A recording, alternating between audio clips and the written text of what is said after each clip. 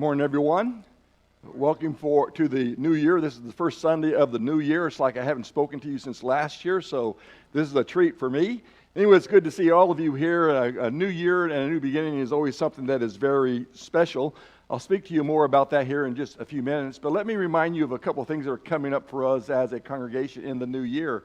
First of all, we're going to begin a new class this evening on the book of Galatians, and Butch Amick is going to be teaching that class.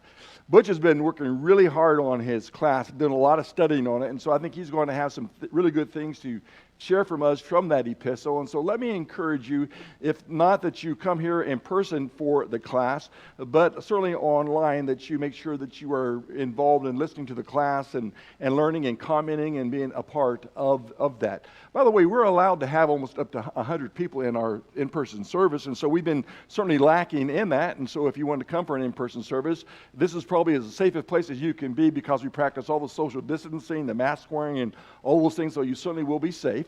Secondly, on Wednesday evening, Charles White is going to begin a class on the book of Deuteronomy, and that'll be a good class. Of course, Charles always really prepares well, always has a lot of really insightful things to say about anything that he studies on, and so let me encourage you to make sure that you're part of this class on Deuteronomy.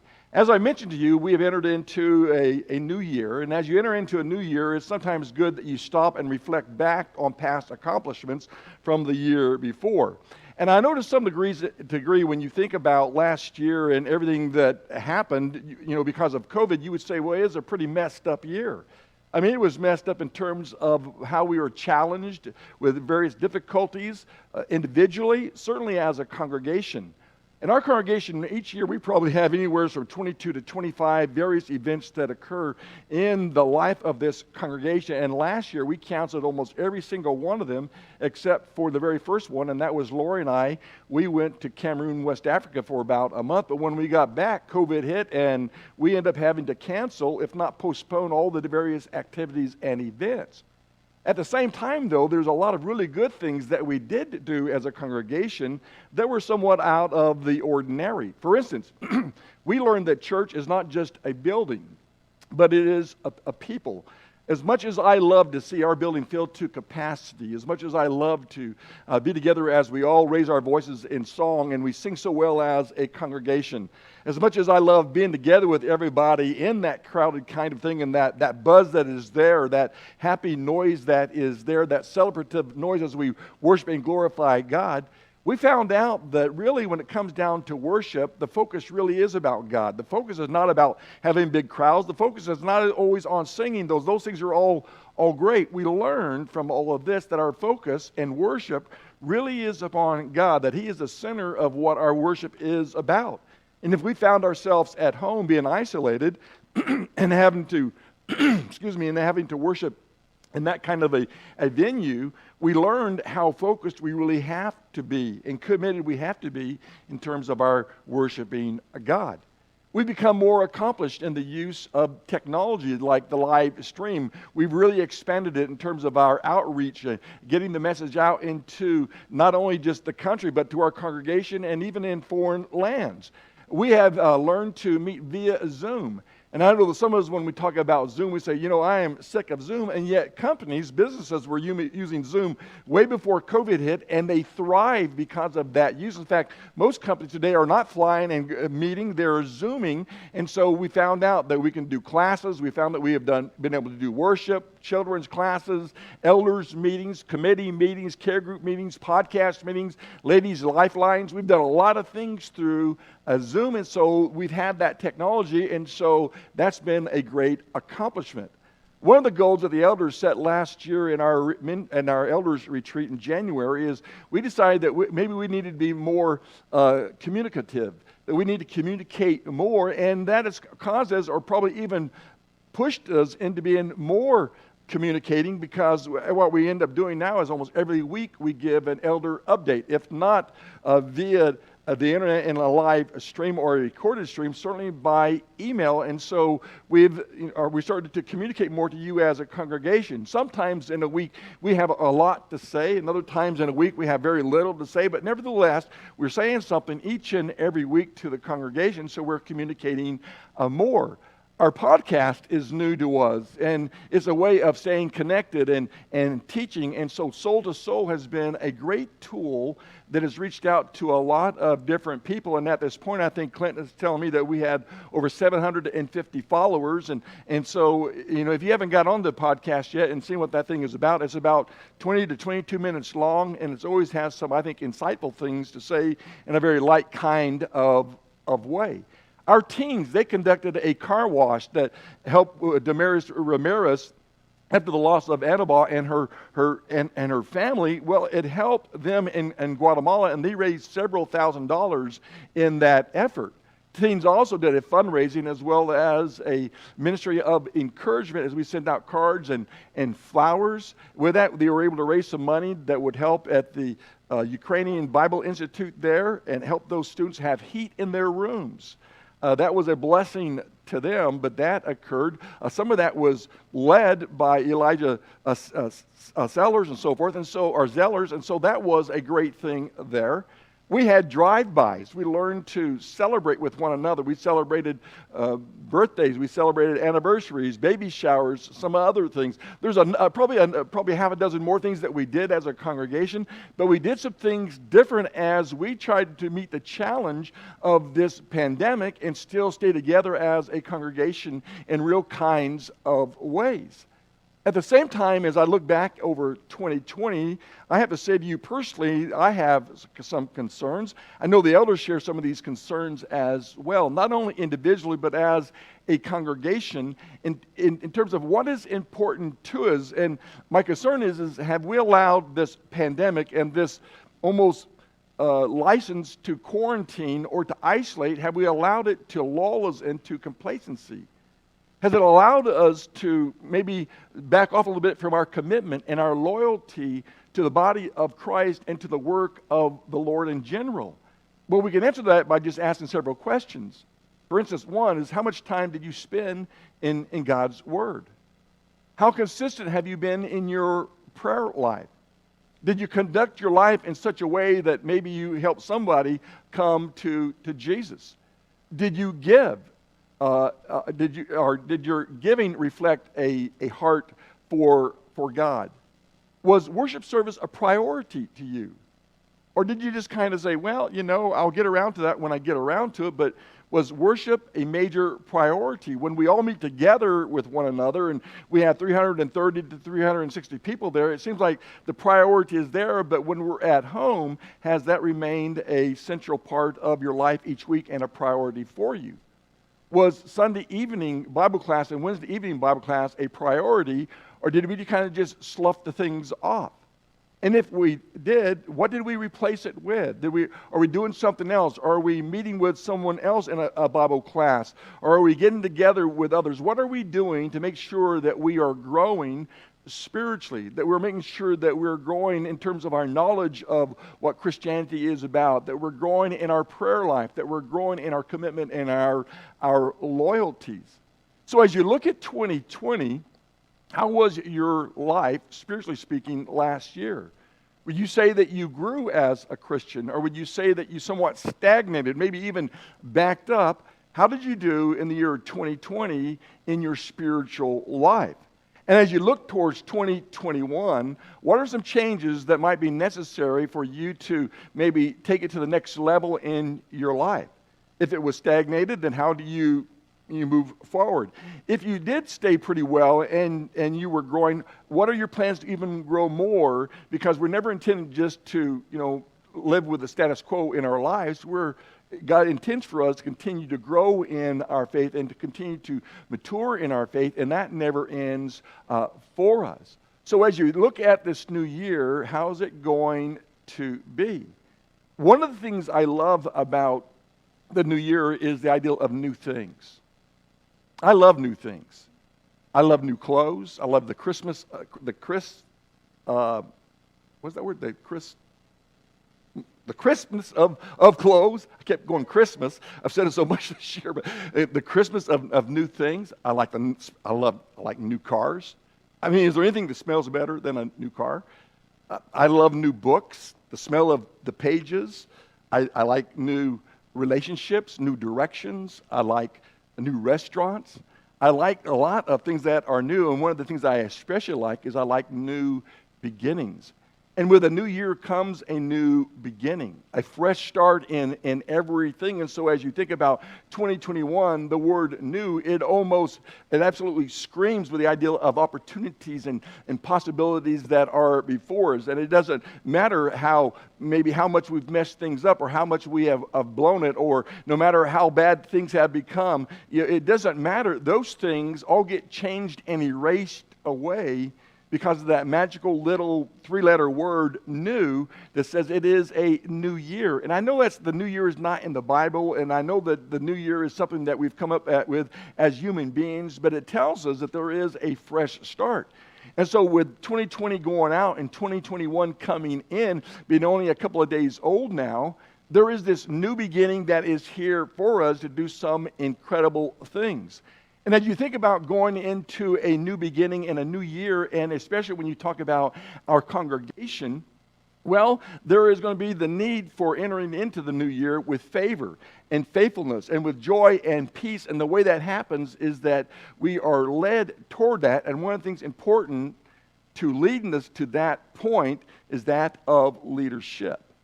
So why am I deciding to talk about leadership on the first Sunday of a new year? Well, there's two reasons. Number one is when you talk about leadership, its congregation can be no stronger than its leadership. If the leadership is weak, there's no way that a congregation can rise above it. It's very difficult. That's true if you're talking about a nation or whether you're talking about a corporation or business. If you have weak leadership, you cannot rise above that leadership. It's very difficult to do so, and the same when you talk about a congregation. The good news, in my estimation, and my conviction is that we do have strong leadership in our congregation. Strong leadership in terms of our elders and deacons and our ministers, but strong leadership in terms of our membership. We have some great leaders, both men, women, and teenagers within our congregation. And so a congregation cannot grow without strong leadership. So the emphasis of leadership is that of strength. Secondly, leadership is a gift that God has given to the church. And we've been looking at Romans, the 12th chapter, verses 1 down through about verse 8. And in that section of Scripture, there Paul says these words: "Since we have gifts that differ according to the grace given to us, let us all exercise them accordingly." And then he talks about those 7 gifts that I have preached through. Last week was mercy, and so that finally leads us to this last one that is out of order, I know, but I think is important as we begin the new year, and that is to lead. And he says that we are, to those who are gifted to lead, that they are to lead diligently, which tells me that, even though all of us ought to be leaders at some aspect of our lives, there is a gift of leadership that God gives to the church that allows it to do some incredible things. And I believe that in our congregation we have individuals who have the gift of what it is to be a leader. So what is leadership? Well, leadership is simply the ability to guide, to direct, and to influence others toward a desired end or toward a desired goal. If you were to say, what is the overwhelming, all-consuming goal of our congregation that leaderships want to direct us to, it would be that of glorifying God. That we glorify God in everything that we do, in everything that we say, in everything that we think, that we are to be glorifying God in our lives. Good leadership in terms of our church body or our congregation leads us to that point where we glorify God, whether it's in education or whether it's in worship or whether it's fellowship or service or whether it's reaching out or evangelism. They lead us in those areas. They lead us to be everything that we can be to God. Jesus' overwhelming, all-consuming reason for existing was to glorify God in his ministry here on earth. And what he does, his goal should be ours as well. Well, I know what some of you are thinking. You're saying, well, okay, then that leaves me out because when you talk about leadership, I'm not a leader. I don't intend to ever becoming a leader. And if your mind is thinking in leadership in the congregation of elders and deacons and ministers and teachers and song leaders and that kind of thing, then you'd be right, because I will be talking about those things this morning. But in reality, all of us lead in some kind of way. All of us have a sphere of influence. And really when you talk about leadership, it really does center around this word influence. Leadership influences people to move. And so anyone who exercises spiritual influence on somebody else to help them move from point A to point B, that is a leader. Anyone who seeks to direct others to a closer walk with Christ, or to mature in their faith, or simply help them to make the right kinds of choices to do good rather than evil, that would be a leader. If you're an elder or a deacon or a teacher, or you direct songs, you would be a leader. If you are a parent or a grandparent, where children and grandchildren have been put under your charge, well, you would be a leader. Many have leadership opportunities when it comes down to our friends and our neighbors, perhaps even those that we go to work with. We influence them in terms of their relationship with God. So every one of us can and should be a leader. You influence others, which leads us to the very first thing when you talk about leadership, and that is this: the gift of leadership involves personal influence. It's a person of influence. That's all a leader is. Some are really stand out front and lead in a charge, like you would think of Dick Winters, leading Easy Company against the Nazis, or where that's George Armstrong Custer leading his men across the plains, or George Patton leading his men across, the Battle of the Bulge. When you look at those kinds of things, leaders are people of influence. Sometimes there are high degrees of influence, sometimes there's low degree of influence, but there are all levels of leadership that's involved here. My point, it would be this, is that we have all been called to lead in our sphere of influence. And all of us have a sphere where people are influenced in our lives. Leadership is the impact that we have on those in our sphere of influence. Think about what Jesus said as he begins the Sermon on the Mount. He says, "You are the salt of the earth. You are the light of the world. Let your light so shine that they may see your good works and glorify your Father who is in heaven." Think about the influence of those two elements there. Salt is an influence. We put salt on meat. We put salt on eggs. We put salt on just about everything because it influences the taste. Or light influences any room that you have light in, whether it's just a candle that is flickering in a dark room, or whether it's a room like this full of lights. They all influence the darkness that is around. And Jesus says that we are to be the salt of the earth. We are to influence the world in which we live. We are to be light. We are to display light to influence those who are around us. And Paul says, do not be conformed to this world, but be transformed by the renewing of your mind. The implication is simply this: as followers of Jesus, we should be leaving our fingerprints on everything that we touch and everything that we come into contact with.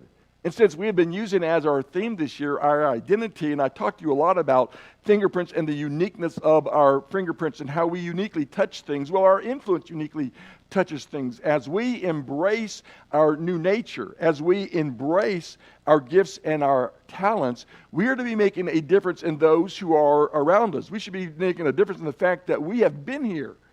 That we have been present in this world, and that's influence. And influence is leadership. So all of us have a sense in which we do lead. But then there are those who have the gift of leadership. When you talk about spiritual spheres of influence, let me back up. It'd be parents influence their children. We're to raise them up in the nurture and admonition of the Lord, Ephesians 6 and verses 1 down through 2. We're to influence our friends. Our influence our friends to be wholesome, to be good, to make good decisions or right decisions. We should influence those that we work with. If you're an employee, you should be the best employee. If you are an employer, you should be the best employer. Whatever you do in the work, you do so not just for those who are around you, but you do it as if you were serving or working for the Lord himself.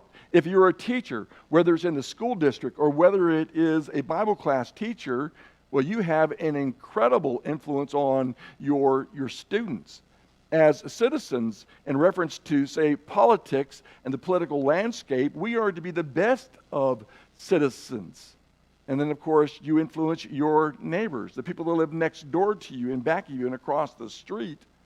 You should be able to influence them. Maybe you don't have a lot of interaction with them, but your life should be one of such salt and light that they would see a difference, and you influence them because of that. Older men, older women. You influence the younger men and younger women. So you see that we all have a sphere of influence. And then, of course, influence leaves a lasting impression. I like what Daniel Webster said here in a lasting impression. If we work upon marble, it will perish. If we work upon brass, time will efface it. If we rear temples, they will crumble to dust. But if we work upon men's immortal minds, if we imbue them with high principles, with a just fear of God and love of their fellow men, we engrave on these tablets something which no time can efface and which will brighten to all eternity. So in terms of our influence and our spheres of influence, we make a huge impact on the world in which we live. And so God needs your leadership. No matter who you are, every Christian at some level has an area of influence that they lead in. And then to the second point, and that is this special gift that I believe God gives to individuals, to an influence that stands out front, and one that leads. That word that is found there in Romans, the 12th chapter, in verse 8, where it says, if your gift is that of leading, then lead diligently. The word lead there comes from this word prohistemi. Prohistemi means to stand out, to stand before, or to stand in front. It's actually a conjunction word, but it's the idea, it's almost a military kind of thing where you stand out and you lead the charge. That's the idea that comes from there. I like something that John Maxwell said. He says, a leader is one who knows the way, goes the way, and shows the way. So what is he talking about? What he's saying is that a leader is a person of vision. In every attribute that I'm going to talk about a leader being that has this gift, Jesus can be seen in every single one of these. For instance, Jesus had a vision. His vision was a bright future that would pass down to us to this day when you talk about the church. That was his vision, that he would build the church. The gates of Hades would not prevail against it. In fact, he said over in Acts 1 and verse 8, he says, you shall be my witnesses in Jerusalem, Judea, Samaria, to the remotest parts of the world. That vision is here even this day. He saw it from afar. He was a leader in terms of vision. Well, leaders are people, or is a person of vision. Well, I thought about this word vision, and so I looked up in the dictionary, what does the word vision mean? What's the definition of vision? Well, it's a faculty or state of being able to see, the ability to think about the future with imagination or wisdom. It's a mental image of what the future is to be like or should be like. It's a dream or an imagination with a plan. It's not a pipe dream. It's a real dream and something you dream about, this vision, and that vision has a plan that's involved with it. So when you think about, say, our congregation, you know, I believe that our eldership has some great vision. It's true last year that, you know, we had to cancel almost everything that we were going to do in 2020. At no fault of anyone's own except for this very small virus that you have to look under a powerful microscope to even see. But nevertheless, that thing has really challenged us. And so the goalpost has continually moved on us. Wear masks, don't wear masks. Social distancing is there. How many can meet? You can meet with 25. You can meet with 50. You can meet with 100. No, you can't. You got to go back to 50. There's this stage. No, you got to move to that stage. And so it's constantly, it's a goalpost that has been moving. But nevertheless, the elders still have vision for what our congregation needs to do in 2021. And so they have plans, or we have set forth plans that we're going to try to accomplish. It's true that probably in January and February, maybe even some into March, that we're not going to be doing a lot collectively as a congregation. This vaccine is starting to come on board, and hopefully by April, almost everybody will have the vaccine. That's what our hope, and that it will be super effective, and that we'll start to move past some of the things that we have had to do. And so the elders started making plans last year of what we're going to do this year. Some of our discussion was, well, can we make plans for next year? Because what if we're still in the midst of this pandemic? And the answer was as though, no, look, you can't allow the virus to completely shut us down. We got to plan for the future, and if it doesn't happen, then we can make changes here. But right now, we got to make plans to move forward. And so we started putting together things, and we have like 22 activities that are going to officially probably begin in April with LTC. It's not going to be the full-blown LTC that we've done in the past, but nevertheless, this leadership and training in Christ, we have teens that are going to, and children that are going to be involved in that thing. In May, we're going to have a ministry fair where you're going to be allowed to say, here's the area that I think that I'm the strongest in, from service to fellowship to education to worship to evangelism and a multiplicity of other things. There's going to be a teacher workshop, a finger food graduation and celebration for those who have graduated that we didn't get to really do in full force this year. In June, there will be a single mom's care clinic, Mountain States Children's Home mission effort. We're going to do a widowhood workshop. We know that we have those who are widowed in our congregation as well as widowers. And so we're wanting to do a workshop where we help them through that process, but not just for them, but for the rest of us to go to the workshop and learn as well how to deal with grieving and how to deal with death and how to deal with people who are struggling with those areas of their lives. In July is Ivydale Young Adult Camp, Ivydale Preteen Camp, Ivydale Teen Camp. You notice it says to be determined by the camp board. August, Vacation Bible School at the very beginning of the month. There's going to be a young adult family seminar that's going to be conducted. September is going to be Camp Ivydale Youth Rally. This is going to be a ladies' retreat, a Friends' Day, and evening fireside devotional. There's going to be a teen retreat. By the way, I think we did do the fireside devotional this year, didn't we? So that's one of the things that we did. We did.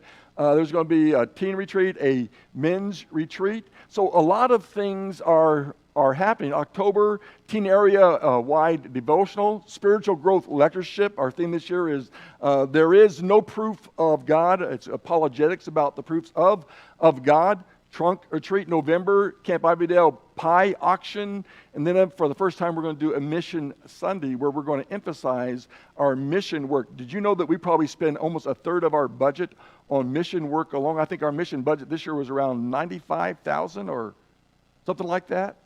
I think it was close to that. So we're really highly involved in mission work, and that's where we should be. All I'm saying to you is that a lot of things are going to be happening in 2021, and it's all because of vision of our leadership. Where there is no vision, the people perish. And so there must be vision that is there. So Leroy Imes, he wrote these words there. He says, a leader is one who sees more than others see, who sees farther than others see, and who sees before others do. That's what leaders do. That's what men of vision and women of vision do. So leadership is the capacity to translate a vision into a reality. So we're going to be working hard as leaders to move our congregation. We don't want to just be status quo. We just don't want to sit idle and isolate. Our vision is to be back together with one another and moving forward in our work and in our ministry. A leader is a person of endurance. Look at the life of Jesus. He endured all. He had those that ran a lot of pushback in his ministry, a lot of difficulties, a lot of challenges and obstacles, and yet he endured all the way to the cross itself and finished his missions. Well, leader is a person of endurance. Leaders have the willingness to push through the tough times. I think if there has been a test for our congregation, and it has to be 2020. I can't remember a year in my ministry, which has been over 40 years now. I can't remember ever a year where we have had to face so many challenges to keep our congregation healthy and strong and staying in there. Well, leadership have to push through tough times. You can't give up at the first sign of resistance. We can't be negative or cynical or pessimistic. There is a part of you that wants to be that. There's a part of you that wants to say, you know what, we just can't get over this hurdle. We just can't get there. But a person of vision and a person of leadership is one who endures and can't afford to become negative. It simply sees it as a lesson learned, and you learn from the lessons and you move on. You figure out different ways to do things. And so we as a congregation, even though we had to shut down some things, we came up with a number of different kinds of ways to do church and to grow spiritually. You not only have to see what other people don't see, you have to do what other people are not willing to do. That means you lead by example. You put yourself out there. Some of you have heard of Dick Winters. Dick Winters was a major. Well, he actually was a lieutenant, and then he became a major. He served during World War II. He was a part of the 101st Airborne Division. In one action, it shows him running across a field, and they're supposed to go at a certain color of a smoke that is thrown, and he jumps the gun and he runs across this field towards the enemy lines, and all of his men are standing back. They're waiting for the right smoke, and then the smoke goes. But Winters had already went across the field, came over a berm, and engaged the enemy all by himself, and then his men caught up with him. They were interviewing the various men who served under him, and one of the things they said about Dick Winters was, he says, this guy always led the charge. He didn't sit back and watch. He is a person who is willing to do everything that we did and even more. That's what leaders do. Sometimes leaders have to do what no one else wants to do and make decisions that no one else wants to make. The picture behind me is Larry Bird. The reason why I have Larry Bird up there is Larry Bird was number 13 in the NBA. He's an all-star, or well, he was an all-star, but he's also in the Hall of Fame, basketball coach, all those things. But Larry Bird in his prime, when he finished, he had I think it was like 85.65% in free throws, the 13th greatest. Now, so far, probably the greatest is not Larry Bird, okay? Stephen Curry, right now, I think he shoots like 90.67% of all of his free throws he makes. But he hasn't finished his career. What I did do is I did some research on Larry Bird, and they said about Larry Bird that as he was getting prepared to one day be the great basketball player, that he would shoot 500 free throws every morning before he'd go to school. I mean, think about that. 500 free throws before he went to school. In other words, his greatness didn't just happen. He had a God-given ability to play basketball, but he still had to work at it. Or this guy, Dustin Johnson, he is the number one ranked player in the PGA. But Dustin Johnson, if you've followed his career at all, know that this guy has went through a lot of challenges and a number of struggles, and just had some things happen to him that you would not expect to happen, and would lose a major. But eventually he starts to win majors, and then he starts to win the Masters, and now he's the number one ranked. But I'm here to tell you that this guy here hits hundreds and hundreds of balls on the driving range every day. He practices chipping and putting. He lifts weights. He runs. He exercises. He keeps fit in order to play golf. One year, this is several years back, Laura and I went on a road trip, and we went down to Monterey and Carmel, and that's where Pebble Beach is. And so we went to Pebble Beach, and they have a clubhouse there, and so we went into the clubhouse, and in the middle of the clubhouse between that and the store is a putting green. And the putting green says for members only, but somehow I found myself on the putting green, putting a few balls. Well, on the putting green that morning was Dustin Johnson. He was incognito. He's wearing a pair of flip-flops. He's wearing some black sweatpants. He is wearing just a pullover sweatshirt, and he's wearing a San Francisco Giants hat. But I recognized who he was, and I knew who he was, and I was watching him. And I was watching him. He was practicing putting. And this guy, whether he was 10 feet away or whether he is this far from the hole, he set up and he always went through his exact routine. He didn't walk up to the ball and just kind of go up and go and just put the thing in. He went through his routine. what I'm saying to you is that their greatness does not come just because of God-given talent that he has given to them. It comes to a lot of hard work and a willingness to move through the drudgery and the disappointment and the discouragement. And I'm here to say to you is if you are to look at most of these high-quality athletes, you'll see that they went through drudgery, disappointment, and discouragement to get to where they are. That's what leaders do. That's what congregations do. Everything is not roses in the church. The church has to move through ups and downs, well, so does leadership. Good leadership endures all the way to the end. A leader is willing to sacrifice for the people. Of course, when you think about sacrificing for the people, you automatically think about Jesus. Listen to what John Maxwell said. He wrote this book called 21 Indisputable Qualities of a Leader. He says, there is no success without sacrifice. The higher the level of leadership you want to reach, the greater the sacrifice you'll have to make.